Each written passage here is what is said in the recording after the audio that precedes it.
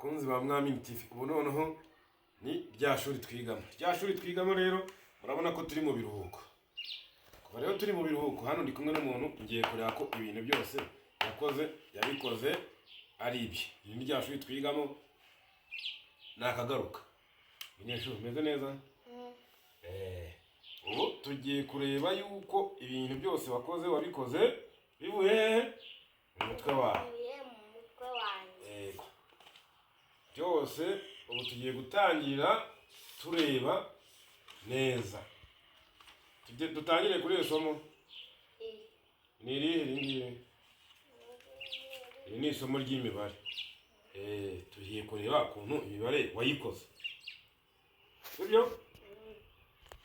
Ikibazo cya mbere cyaravugaga ngo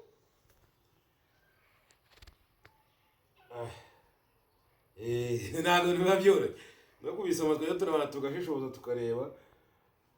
Count and write. Ikibazo cya mbere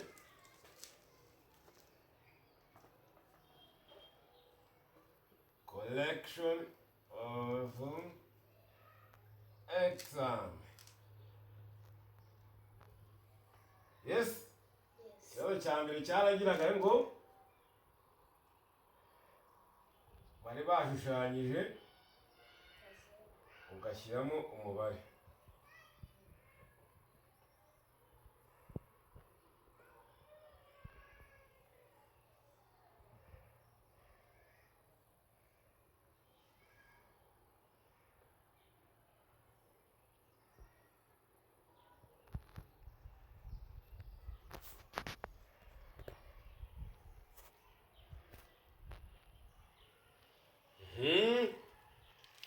Ikibazo cya mbere gikore turebe yuko utakopeye.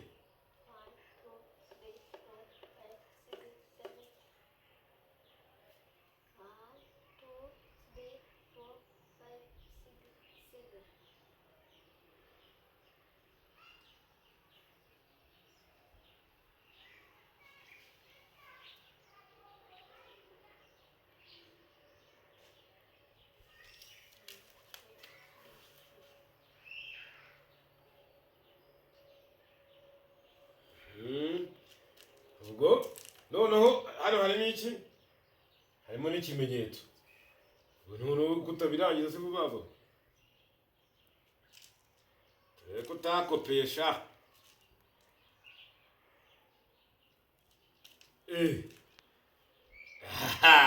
Ikibazo cya mbere murabona ko umunyeshuri aragikoze, bigaragara ko atakopeye. Tugiye ku kibazo cya kabiri. Turebe ko yuko nacyo wagikoze neza. Arrange these numbers utangopera starting from the smallest to the biggest. Question number 2. Smallest to the biggest. Uri kubyumva? Arrange to the smallest to the biggest. Yari A na B zifite 4, zikagira 2, zikagira 6, zikagira 1, zikagira na 5. Ngo kagikorera hii. B yacyo yaravugaga ngo yari 9, kakaba 7, kakaba 10, kakaba 5 na 8. Zikora yari hari. Question number 3 yaravugaga ngo compare by using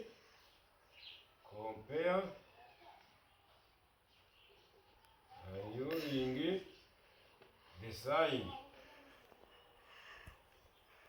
Ari ifite A, ikagira B, ikagira na C. So, these 3 compare 3, 4, compare 5. C yavuga nayo ngo ni 10 compare 2. So and this do that.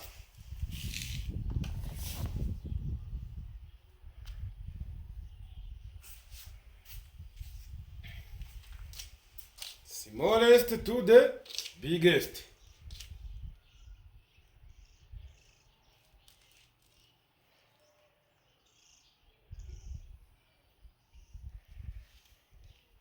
Turebe ko ibyo wakoze utagize gute utabiko peye.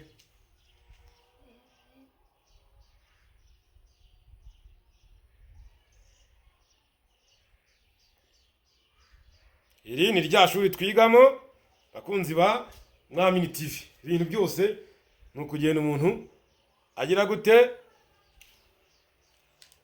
abikora, kandi ibintu tukazashyira tukabona ikintu cya nyacyo.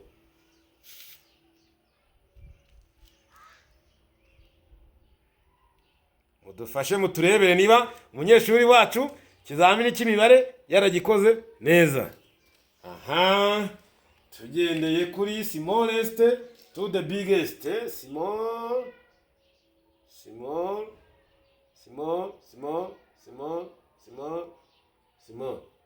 Aha, ikibara gikoze rwose neza. Murebe small, the small.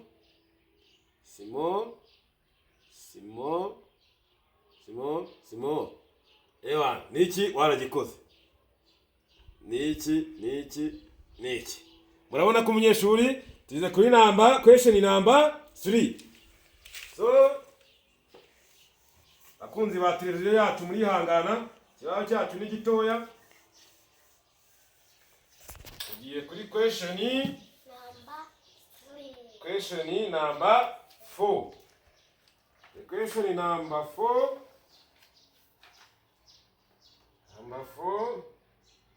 Fill the missing number.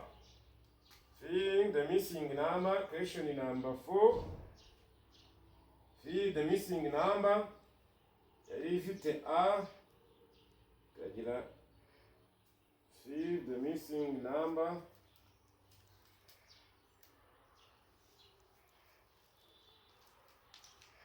Kagira 3. Kagira 4. Filling the missing numbers. Kagira number B. Hari 6. Hari 6 shata reko takopeye. Kagira 7. Kagira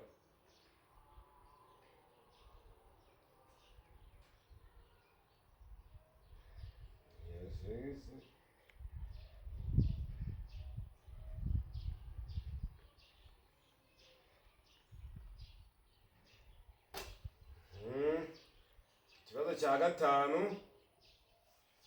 cyari addition. Add 6 yari ifite addition. Yari ifite 6 plus 2 plus 2. Kikagira 4 plus 3 plus 1. Kikagira 5 plus 4 equal. Kikagira 9.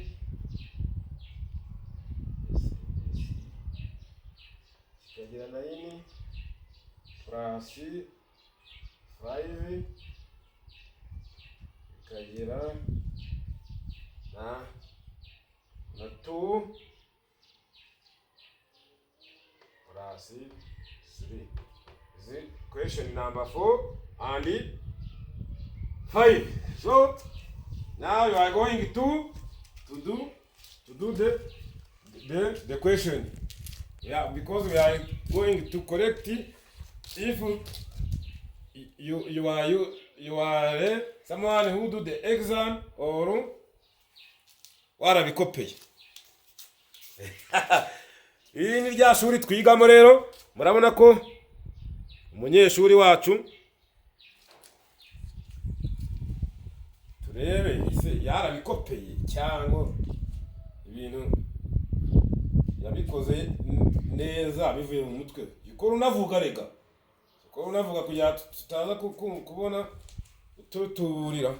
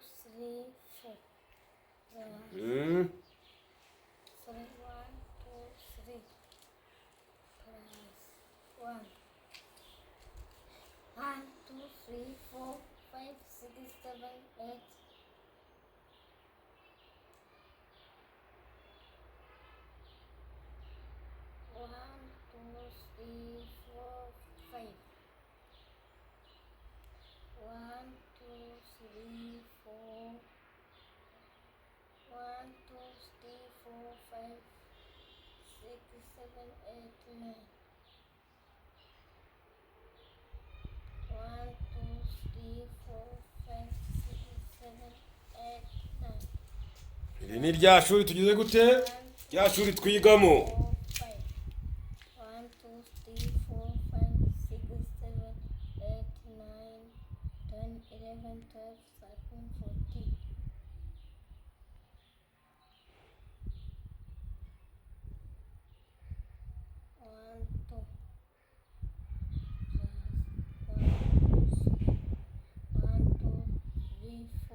5.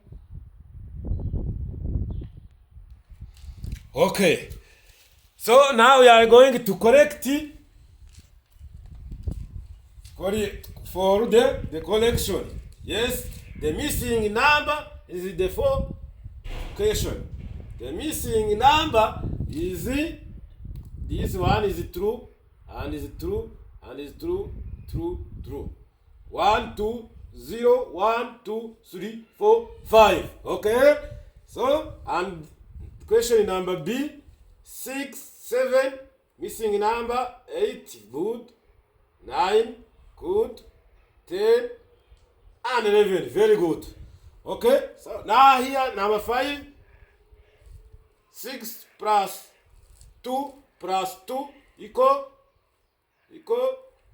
10. Très bien. 4 plus 3 plus 1 equal 8. Très bien. 5 plus 4 equal 9. Très bien. 9 plus 5 equal 40. Très bien. 2 plus 3 equal 5. Très bien. Très bien, très bien. So now we are going to make the collection number 6. Easy. Collection number. Now we are going to collect the question number 6. This is mathematics collection. Exams. The question number 6 is the matching. Matching. Question number 6 is concerning about the matching. No, don't look here. Question number 6. Matching. 2, 6, 9, and 3. And the question number 6, number 7 is Subtraction is question number 7. 7 is 9 is subtraction.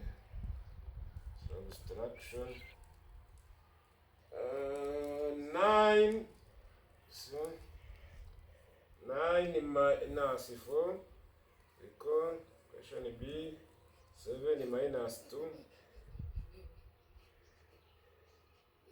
C 4 minus 4 6 minus 0 question E 12 minus 6 equal. Okay. So now we are going to continue. Is this matching?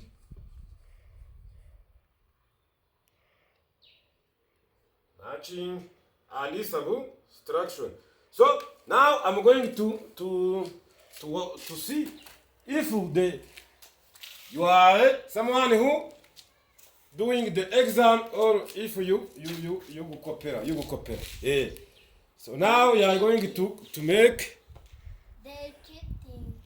Yes. It's not to copy. Is it mu cyongereza gukopera no kugira gute? It's to Cheating. Okay, very good. Urakoze kunyigisha nanjye. Ni rya shuri twigamo n'ubundi twese no gufashanya. 1, 2.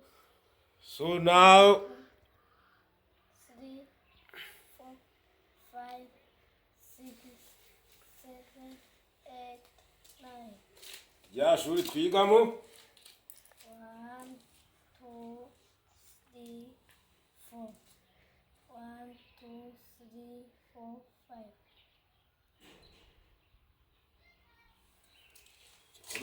kivuga cyane kugira ngo turebe ko 3, 4, 5, 6, 7.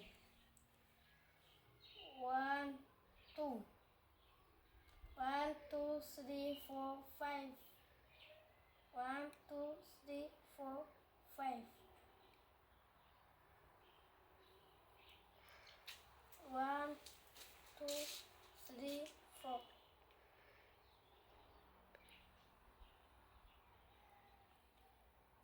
1, 2, 3, 4, 5, 6.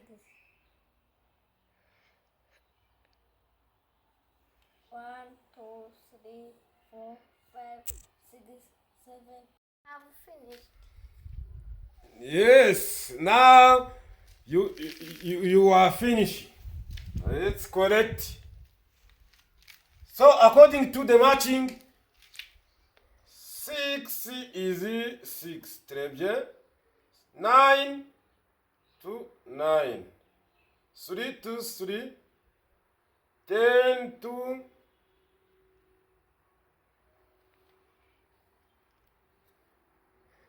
10. Where is?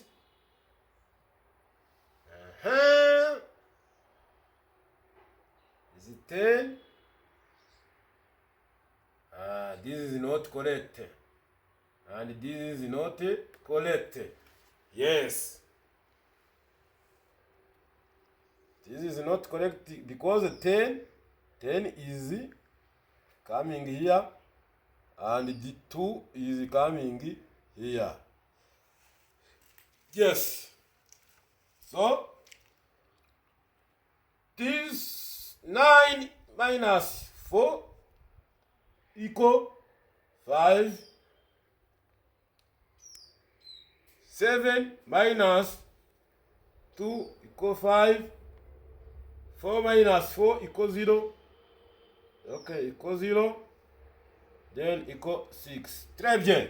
So now we are going to continue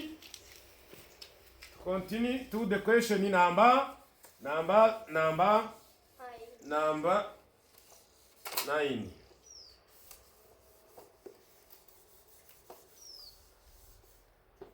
Abakunzi ba Mwami TV murabona ko akazi ntabwo kaba koroshye. So the question is concerning question number 80. I'm going to read, and you understanding, and you make the correct answer. Yes. So this is the correct this number is number 80 according to the problems. Theta has 3 pens and Thomas has 2 pens. How many all pens they have? Let's repeat.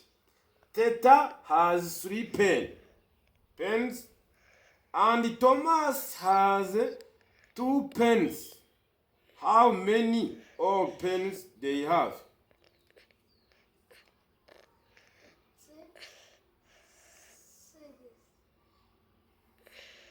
6 comes where? Understanding the question. Theta has 3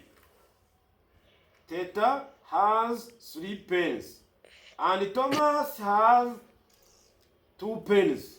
How many all pens they have?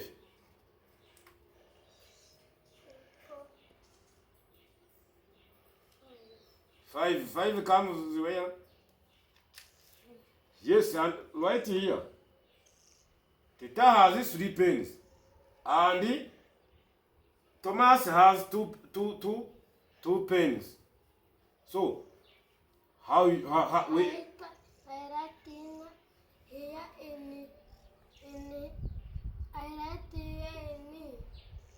anywhere? In this. Yes.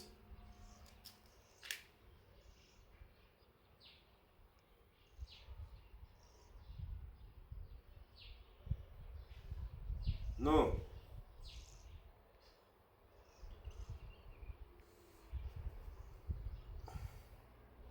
Let me write the question and you understanding well. Theta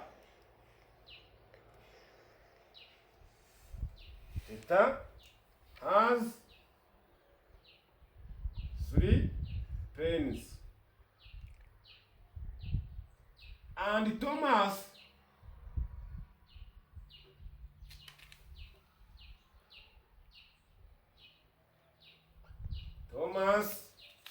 has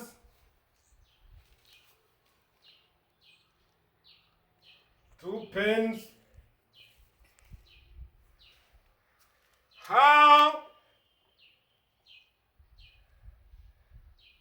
How many? Yes, you are allowing.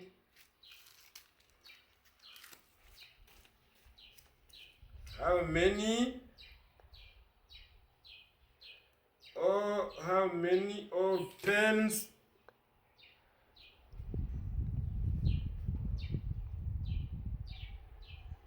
All pens they have.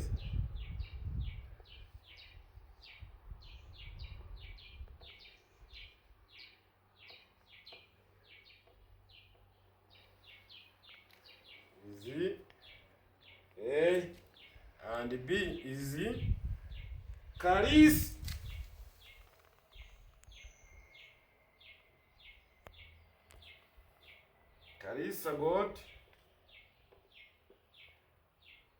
got 6 bananas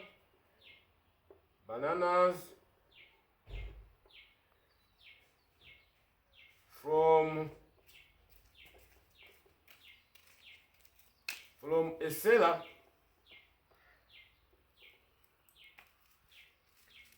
The next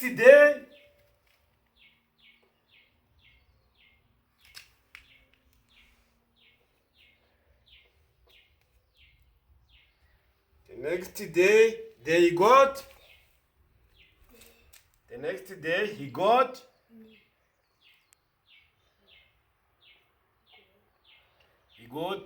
2 more banana.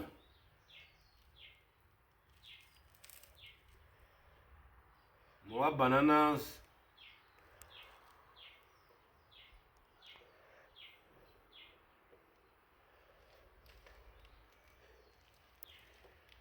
More bananas. How many?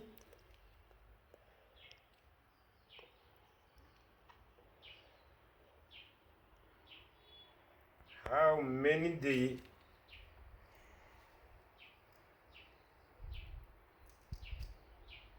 How many?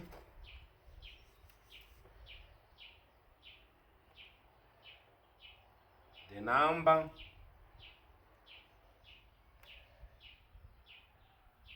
of banana.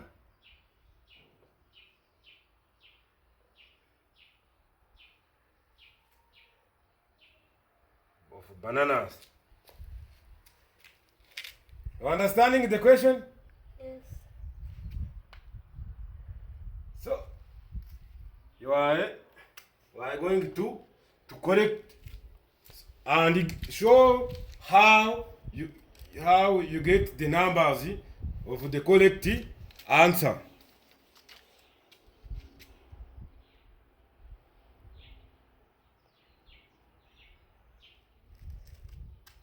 Question number A is the number B. Well, question number A. Teta has 3 pens, and also you can do it. So this number is number B, and this is number A. So you correct and give me the answer. Don't use this is correct answer for this question, and this one is they need the correct. So Teta has 3 pennies and Thomas has 2 pennies. How many or they have? Is